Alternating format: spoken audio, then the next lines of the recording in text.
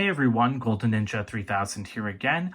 Today I'm back with another Harry Potter collection video. These are all of the buildings LEGO has released making up the village of Hogsmeade, which lies right outside of Hogwarts in the Harry Potter books and movies. Hogsmeade is of course an iconic location in Harry Potter. It's the setting of, the Wizarding World, the amusement park. But we hadn't had it represented in LEGO. We got it one set in 2003, but it hadn't been properly represented in LEGO until 2021 when we got this set. And now Hogsmeade has expanded further with the release of the Shrieking Shack in 2022. So I wanted to put these three sets together and show you guys how you can make a little Hogsmeade village setup or display for your own house. I've already individually reviewed all of these sets, there's only two sets because these two are the Hogsmeade Village Visit set from 2021, and then we've got the Shrieking Shack and Whomping Willow from 2022.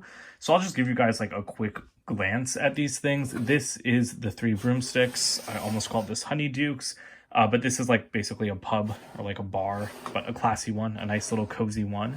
And I really like this set. I think that like this was my favorite building in Hogsmeade. But this isn't a true comparison video, so I don't want to spend too long on each building. We also have some scenery detail. This is Honeydukes, which is my least favorite just because I think it's a little bit too small in like kind of an annoying way. I really wish that it was just a little bit bigger because I think that it's just a bit too cramped. And then we have the Shrieking Shack, which I was actually very impressed with when I built it just a few weeks ago. So it is the largest one by far. It's slightly taller than the three Broomsticks. It has the most pieces, and it also has this bit of landscaping off to the side with that transformation feature and the Whomping Willow. And then spinning it around, you can see it does have a slightly larger interior, but all of these things kind of follow the same design language. And when I say the same design language, I mean in typical LEGO Harry Potter fashion, they're all extremely detailed. All of these things, again, there's just a different feeling when you build LEGO Harry Potter. And these builds have a lot of detail in them for being small minifigure scale buildings. And that also goes down to the interiors, because the interiors have just enough space to position minifigures, but there's very little usable floor. The Shrieking Shack and the three Broomsticks do have the most floor space, but as you can see, even the three Broomsticks, there's only really 3 to 4 studs of usable space on the topmost level. And the same goes for something like the Shrieking Shack. It can fit everything that needs to fit in here, but it's going to be a little bit cramped. It's always going to be a little bit cramped. And that's fine, because honestly, I prefer buildings like this when they have just enough interior to be useful, but they also have really, really nice detailed exteriors that approach like modular level good. Of course, they aren't actually modular level good because these are just like regular retail, like $80 and $90 sets, or actually these both retail for $90 now after the price increases on August 1st. But they're just really deluxe for sets that are meant for kids. So here's one last slightly more even size comparison. As I said, the Shrieking Shack isn't that much taller than the three Broomsticks, but it's taller enough, and it's much more askew. There's a lot more going on with like the depth of the facade here than there is in either of these two buildings. And I did want to custom build out like larger versions of these two buildings, and I never got around to it, even though I bought the extra sets. So that's something I might do in the future. But for now, I just want to show you guys like some kind of display arrangement that you can do with these sets. So here's one option for display if you wanted to do a Diagon Alley style thing where you have, like shops like flanking on either side leading down to one building at the end, because the Shrieking Shack was set up on a hill out of the way in the books. I don't really know the geography of Hogsmeade that well. But I think that this works. You do have to angle these out a little bit, because if you just had them facing inwards, this isn't going to make for a very exciting display. But if you kind of splay them out a bit, I think that looks pretty decent.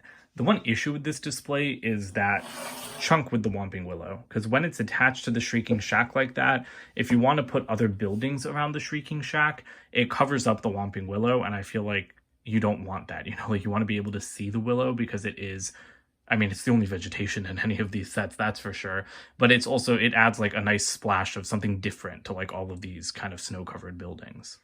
Another option is just doing the buildings in, more or less a straight line, just positioning the Shrieking Shack off to the side and leaving the two, like consumer-friendly shops over here. Or the three Broomsticks is a restaurant, not a shop, but you know what I mean.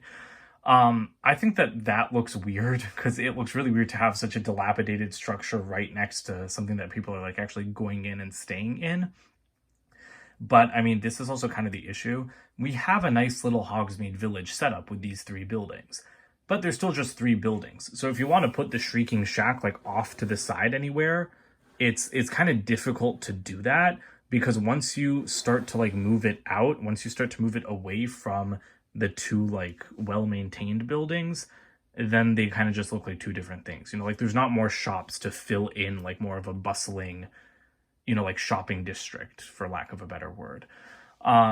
So yeah, it's a little bit weird, but I still think that you know, you can get some good displays out of this. Personally, I like something like this where you do cluster all of these kind of separate builds together to make it look like a little community.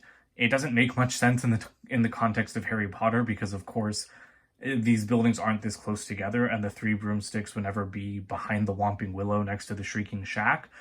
But as a display thing that's trying to approximate the feel of Hogsmeade, I think that this works.